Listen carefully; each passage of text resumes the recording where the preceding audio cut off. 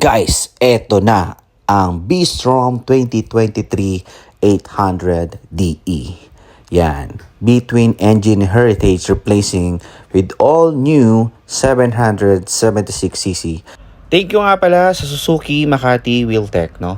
Meron silang pa-test drive na itong B-Strom. Yan, so gusto ko talaga siyang matry kasi medyo curious ako about adventure bike.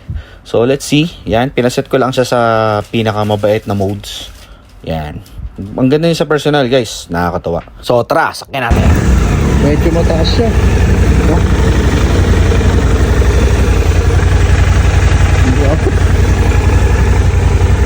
So, eto na nga yung 800cc na B-Strom 2023 model.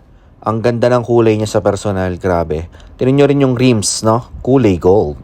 So, medyo mataas siya. Ang height ko nga pala is 5'6". Naka-tiptoe ako. Isa lang yung naitatapa ko, yung right leg ko, hindi ko siya naaabot, no? Medyo okay naman, madali siyang i-handle. First time kong i-drive to, hindi ako ganong nahirapan. Ang sarap niyang gamitin. Kung ikukumpara ko to sa sasakyan, makukumpara ko siya sa Expedition.